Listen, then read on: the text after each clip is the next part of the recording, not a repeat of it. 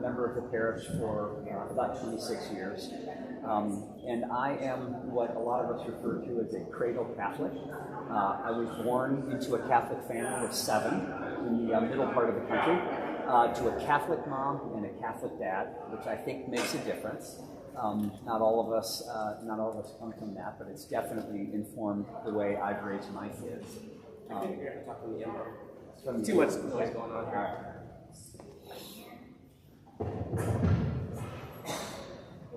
There's too much noise.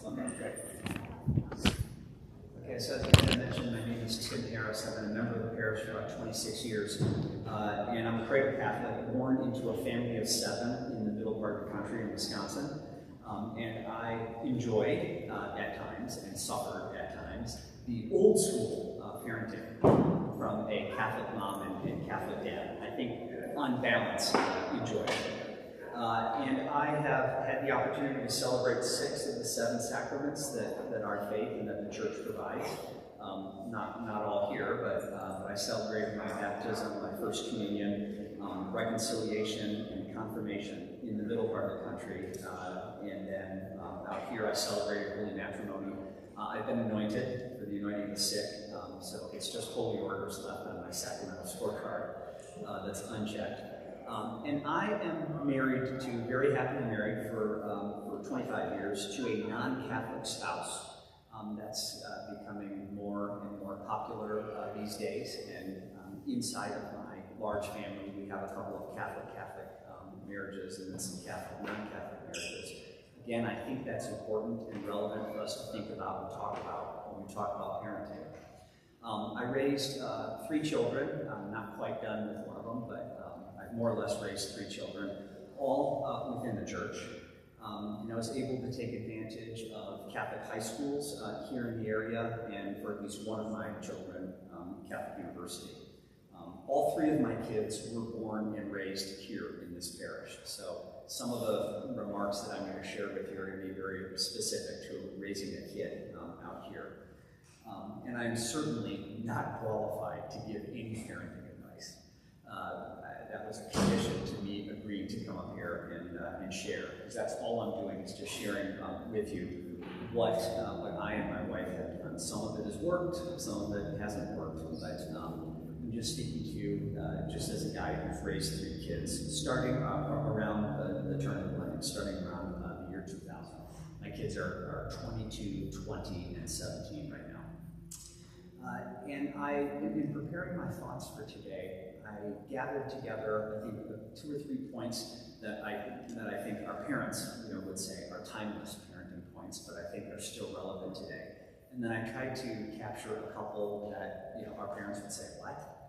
What are you talking about? How is that relevant?" I think there's some stuff that we have to deal with today that our parents didn't have to.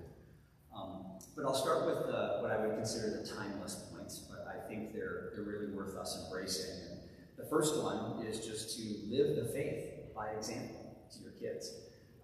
You'll never quite, nothing ever hit me at home more deeply than when I started to see my kids either emulate good habits or repeat bad habits, particularly language. The first time your child drops something at home, you wonder, how did that happen? That's when your spouse will say, "Yeah, that's you in the garage," or "That's you in the backyard." But I think as parents, we all in some way, shape, or form want to hear those words from Matthew 25 when we're all done here on earth. We want to hear God say, "Well done, my good and faithful servant." And raising children is definitely service. It's service to them, it's service to each other if you're raising a child with your spouse, and it's service to God. So I think you want to be really thankful, and I think we all do a great job of that with our children. And they're adorable, and they're sweet, and they're cuddly, and they accept your hugs and your kisses. But it can become a little bit more difficult when they become trying, especially those teen years.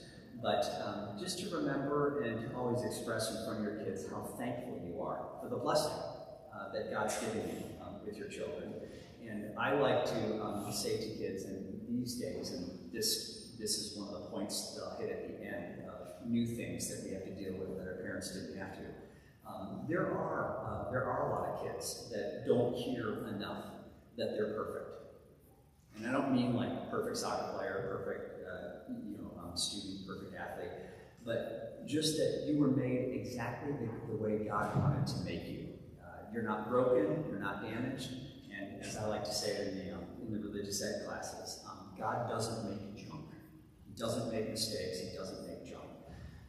Now there's just an endless barrage on kids these days of how they're not perfect and how they're not like this model or that model. But I think we have to keep telling kids what an incredible joy it is to have you. You are absolutely perfect. God made you specifically for me and Mom. We're so thrilled to have you.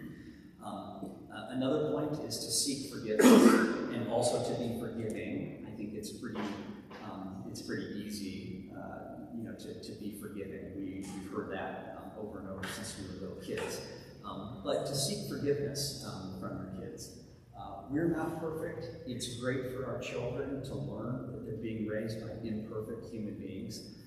Take some of the pressure off yourself. Father Jerome spoke last week about taking a break as a parent. We're not perfect, and when we're not, it's of course very, very hard to look in the mirror and realize that you weren't perfect in something you did in the last week or two. But I've noticed as my kids have gotten older how incredibly powerful it is and how maturing it is of your relationship with your child when you go to a child and you ask a child for forgiveness. I've had to do that, and your kids just, they hear it and they say, wow, Mom or Dad is asking, they're apologizing, and they're wanting me to forgive them.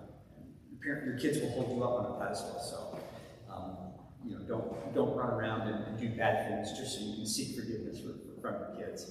But as they get older, and you have things that you think about that you wish you'd done differently, talk to your kids about it. It'll strengthen that bond with them.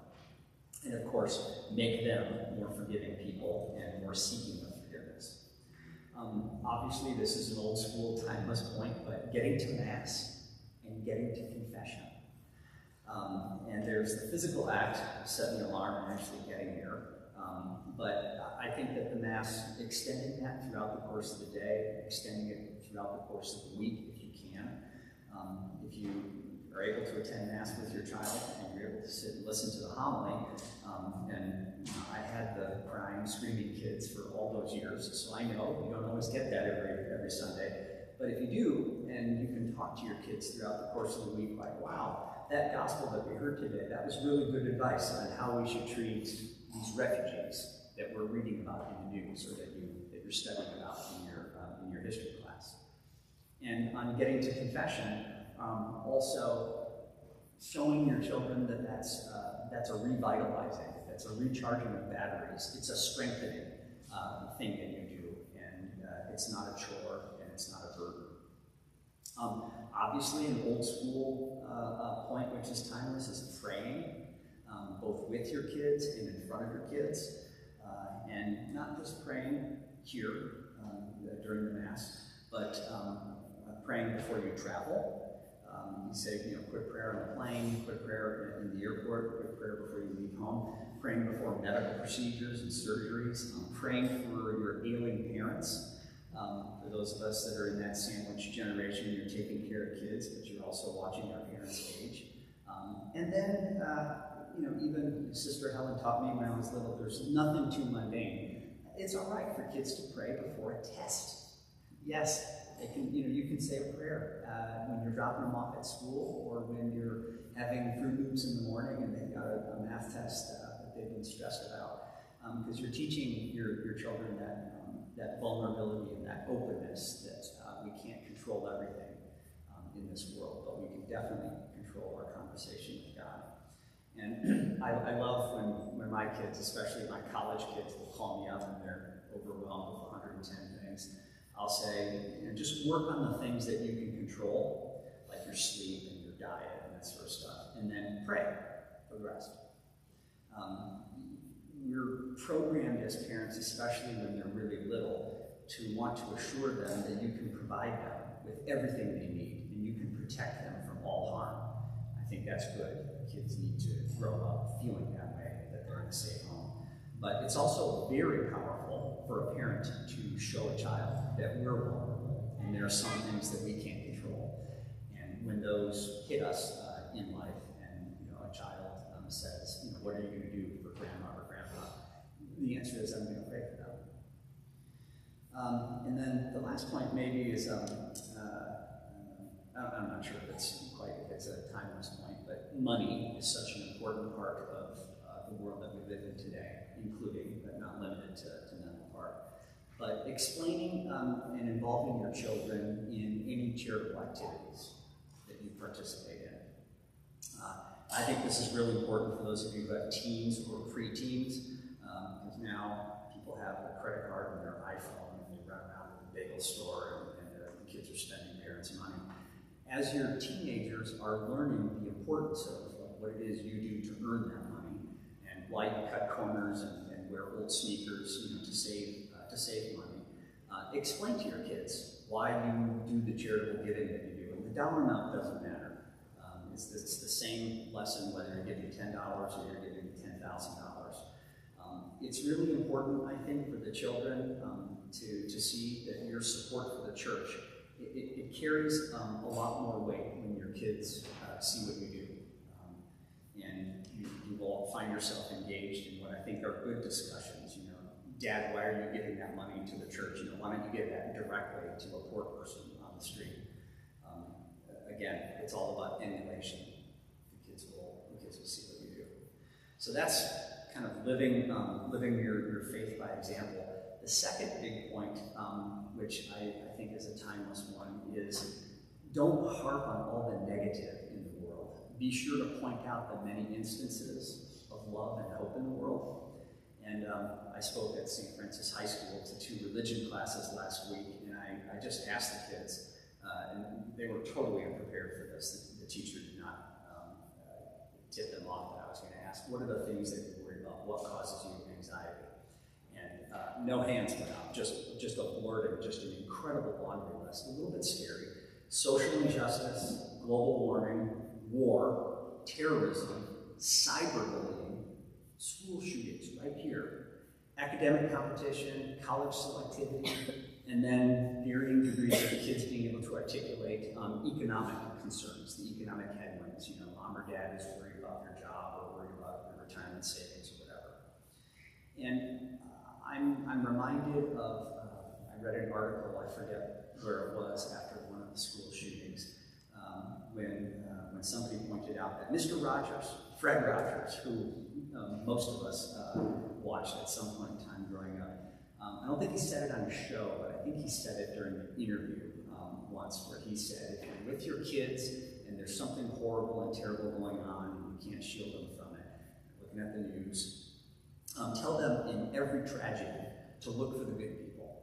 There's always a police officer, a firefighter, there's always an ambulance, there's always a teacher jumping in. There are heroes that are out there. They unfortunately don't capture and grab as many headlines as the villains of the world today. But don't harp on all the negative in the world. You can't be Pollyannish. You gotta talk to your kids about the negative in the world, but you gotta point out all the instances of hope and love.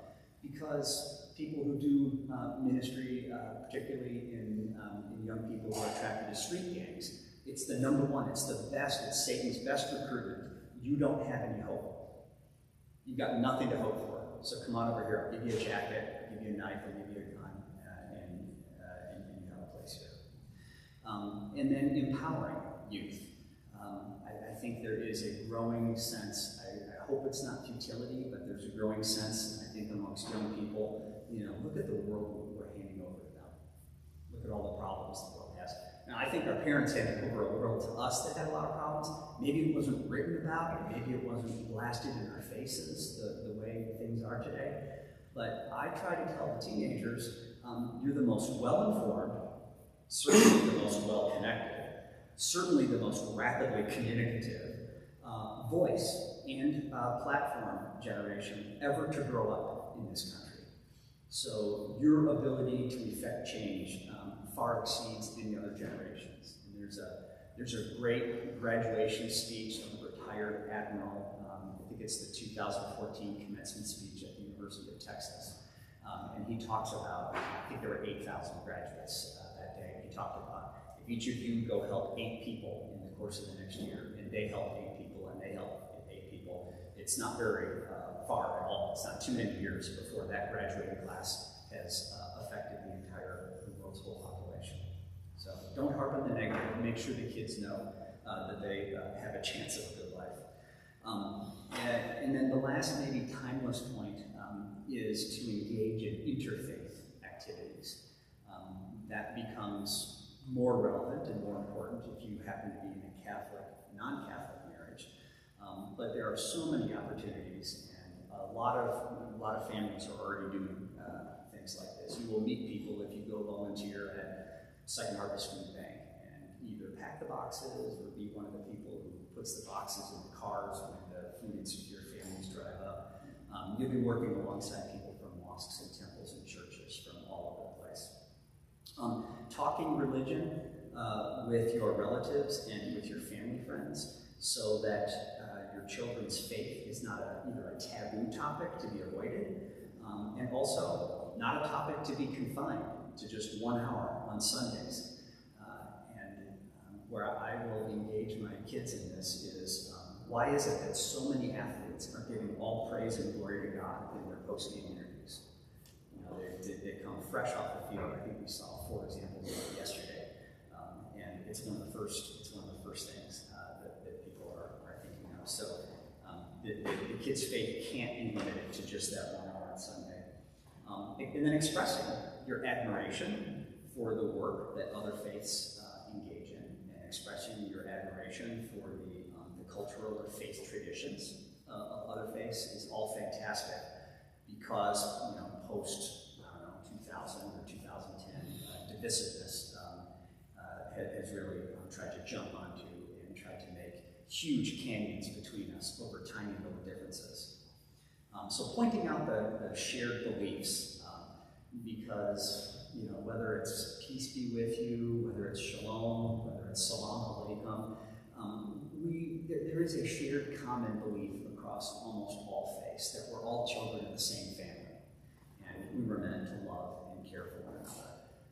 I think maybe that's one of the things, and I'm speaking very narrowly about just my parents, but there can be a tendency for people to say, no, the Catholic Church runs these schools in this school district, or the Catholic Church runs this hospital. I don't want to go to another hospital. Now you go to a Catholic hospital, and the chances that you have a Catholic doctor or nurse caring for you are quite small. So those are kind of my timeless points, would be live the faith by example, don't harp on the negative, be sure to point out the positive, and engage in interfaith activities. Now for the juicy stuff. I had the benefit of talking to some parents at our high school, but then also some of my siblings who are parents. Putting that stuff to the side, what are things that mom and dad did not have to teach us in their parenting example? And I think I have these in the order of what at least interests me the most or threatens me the most. And the first is to be very hyper-aware of the impact of divisiveness in the world today on your child's faith and on your child's pride in being Catholic and being part of the Catholic Church. Religion itself is under attack. Religious affiliation has now become incredibly politicized, and people very quickly jump to conclusions about those people who identify as Catholics.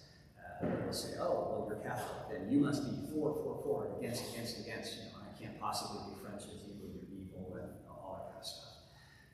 Because many non-religious people, and I suppose some religious people, don't distinguish between their faith and the teachings of their faith and the imperfect human institutions that operate on this planet. And that includes our church. That includes the Catholic Church. Your children are taking history classes, your children are reading news, and guess what? The Catholic Church hasn't always been perfect. Now, is that a reason to reject the Catholic faith and to reject Jesus' teachings? I would say no. I think a lot of you would knee-jerk react and say, of course not. You better teach that to your kids, because this problem of the children getting religious education through their teen years and then going off to their young adulthood who choose not to follow it, I bet you if you did a survey, a lot of them would say, I can't possibly follow the Catholic Church and follow the Catholic faith because of this thing or that thing, these atrocities that happen. Today's teens, and this may not be any worse now than it was a generation ago, but today's teens are constantly being tempted to reject and rebel against the choices that you've made, including your faith. They're advertising campaigns, don't wear your dad's pants, don't wear sneakers of the kind that your dad would wear, and certainly don't have a hairdo the way your dad would wear. All of a sudden, the things your dad did are bad. And people will try to sell you things that are very unlike your parents, whether that's your hairstyle, piercings, tattoos, whatever. And in conversations, and this is for parents of, I think, older children, high school and beyond, Catholicism is not a single faith issue. I've had to have very strong debates. I have a child now who's a student at the University of Notre Dame, so she's surrounded by the Congregation of the Holy Cross, and she has to take theology classes. But she's also on a college campus with young, free-thinking, challenging people. And we've had a lot of conversations about Catholicism not being a single issue faith. Our faith, and then certainly the practices of our church, have evolved over time and will continue to evolve. So Catholics can and do very much disagree with each other on certain issues, but don't ever let your children abandon their faith over a single issue or a disagreement with an imperfect human institution. So that's being hyper-aware of divisiveness. And the mechanism that hits us with, I already had one conversation this morning, be hyper-aware of the trash that they're bombarded with online. This is one that not only our parents didn't have to deal with, but just looking at the ages of people here, I think most of us did not have to deal with this in high school or young adulthood. So I don't need to go through the laundry list of what's available online, but certainly a faith in God is under attack, and you can become even more selfish and say that Catholic faith in particular has come under attack. There's a real, for teenagers at least, there's a real susceptibility to peer pressure, and like exact quotes that I've had in my household. Dad, nobody really believes in God anymore. Really, nobody does. I mean, we go through the motions stuff, but nobody, in their heart, really believes in God anymore. And that's from a 17-year-old who's been bombarded by our faith and been raised inside the church. It wasn't, I don't believe, it's Dad who nobody believes. I gotta let her know, I don't care about the nobody, I care about you. I'm raising you, so listen to me. And that's the problem, is the listen to me, because teenagers will, and we probably did it too, teenagers will always listen to and conform to the loudest or the most followed voice. Even if they never meet the speaker. When we were in high school, maybe it was the cool group that we saw and we admired on campus. Now it's the cool group with the fake lives that kids see on their phones. And very important here in the trash that the kids are bombarded with online, you do need to, you have time to do it, but you do need to talk to your kids about sex, drugs, and porn.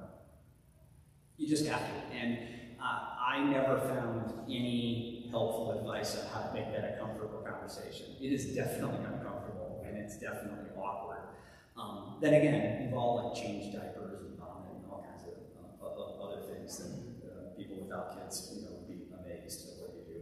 So we signed up for uncomfortable conversations and uncomfortable encounters with our children. We signed up for that when we became kids. I think it's, for me personally, it was okay to provide reading materials to my teens and my young adults, but I always tried to appropriate those materials. I always tried to appropriate them as my voice by saying something like, oh yeah, Mom and Dad have read tons and tons of articles. This particular one, we kind of agree with. We think this is a decent one, and we'll forward text links or we'll have conversations on the phone about that. Don't be afraid to enlist a very cool aunt or a very cool uncle, because remember, you're not cool because you live with them. and because you're good parents, which is by definition, you're a dork. But in some families, I have kind of a large family, there's a cool Aunt Heather, there's a cool Uncle John and stuff, they would never do this. So try, think about that if you have somebody, and then also a godparent. And this is probably a good point to remind those of us who are godparents. If you have children who are now teenagers, call those parents up and say, man, what an awkward conversation you have to have with your kids about not browsing porn and participating in porn. That must be really tough. And if your friend or your sibling, if the parent you're talking to says, yeah, I haven't had that conversation, be a good godparent and say, can I talk? Can I take my godchild out for a burger, or can I have a private FaceTime with them and have that conversation? The greatest harm that you can do to your children, there's almost nothing harmful that you can say to them in that conversation about sex, drugs, and porn. The worst thing that you can do, the greatest damage you can do, is not talk about it. So this is one of those cases in life where your inactivity is the absolute worst choice. Even if you have a wildly awkward, and it ends up in a fight, and your kids say, I never want to talk to you about that ever again. Or they run from you and say, Dad, get lost, I will only talk to Mom about that. At least by bringing it up, you're showing your kids, they'll sense your awkwardness, and they'll say, wow, I don't see this often from my parents. This must be something serious. I really should listen. Okay, so be hyper aware of the trash that I've bombarded with online, and then, of course, modeling a good marriage. This assumes you have one. God's blessed you with children, and marriage is very much under attack. If you take a look at the divorce rates and the social acceptability and normalcy now of cohabitation of unmarried people. If you're married, talk to your kids. Why did you choose to commit to a marriage rather than just cohabitate with your life partner and decide to procreate? Because these are quite viable, socially acceptable alternatives, to our children. And somebody else needs to get to talk about how to have a good marriage. That's incredibly difficult. But for those of us who've worked on it, letting your kids know that it's work, and you and your spouse are really having a disagreement and going at it. Showing your kids, I was in the wrong, here's how I apologize, here's how Mom and I will work through this. And if you have an interfaith marriage, be sure to explain to your children how your spouse's faith and faith background, or in some cases, lack of a faith background, what kind of impact that's had on your marriage. There is a 50% or maybe greater chance that your child is going to grow up and be attracted to someone who's not Catholic. So again, you need to model that. I didn't, I was fortunate in that when I started to become attracted to my wife, who's not Catholic, was, of course, the first question my dad asked when I told him I had a date. He wanted to know how Catholic she was, and wanted to know what her parents did for a living. But letting your kids know, the word Catholic is universal, and how can we do everything that Jesus taught us to do in those 33 years if we shut non-Catholics out of our lives? Then the last one that I think is like a post-2000 point that we can all work on, or at least be aware of, is this being a good man or a good woman. It's a little bit different than modeling a very good working marriage. But role models today certainly do not represent the same strong men and strong women the way role models did for us in the 60s and 70s. And I acknowledge that the role models that we had, people didn't talk about the imperfect parts of their lives. So a lot of us probably grew up with role models that were no better and no worse than the role models of today. But today, those role models suffer from the same problem of trash online that our kids suffer. Our role models are imperfect human beings, and things happen to them, and their lives are splashed all over online. What that means, however, is that our kids are growing up and they're seeing people making a lot of money, being very popular, and doing things that we wouldn't approve of, and that role models one generation ago wouldn't do. Sons and daughters definitely see and observe how their fathers treat and talk about women. They just do. Again, sons and daughters both are impacted by how their fathers talk about and treat women. And the same is true, sons and daughters are also very affected by how they see their mothers treat and talk about and think about men. And this ranges, everything from power to sex, to the ideals, to what it is you look for. Your kids might ask you, why did you two marry each other? I think there's nothing wrong with saying, we were super attracted to each other physically, but there's a bunch of other things that we saw in each other.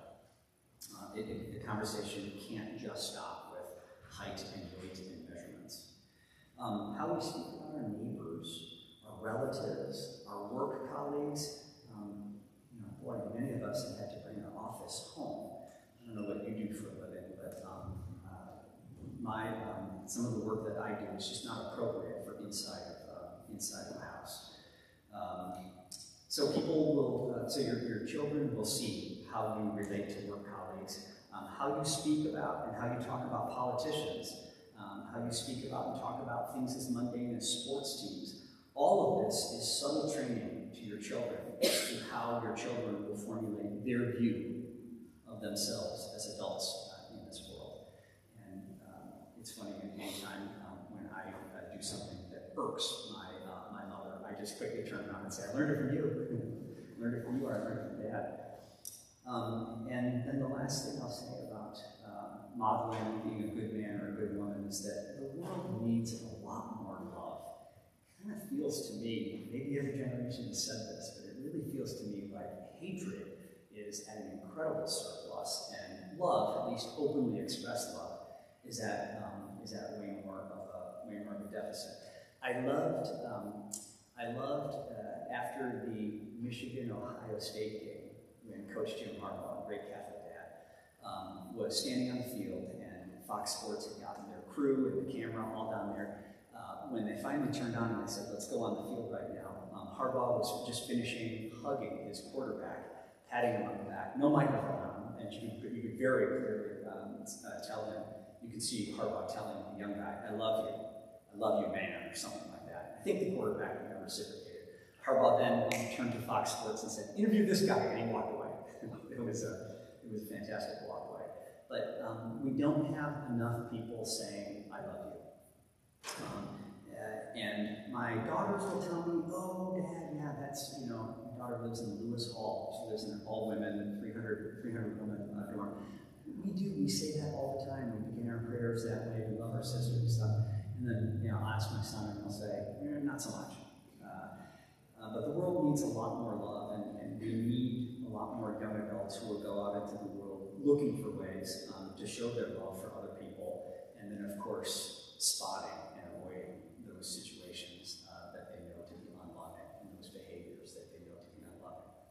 So, again, I think the points that we really have to focus on parenting in the current environment: hyper-awareness over divisiveness. Don't let it seep into your house. Don't let it seep into the way your child thinks about his or her faith. Be hyper-aware of the garbage online. It's not that hard to do. You pay for the cell phone and you pay for the iPad, so be a jerk and just demand it from time to time and scroll through it. It cannot be a planned opportunity. Every Sunday at noon I go through your text messages. It has to be a random audit. And I think just you being aware of it, even if you don't say anything to your child about it, you might be a little shocked at what you see. Modeling a good marriage and then modeling being a good man for being a good woman. I think those are all key points. Not recommendations, not suggestions, and not advice, just things that I think about with raising a Catholic child today. Thoughts from anybody?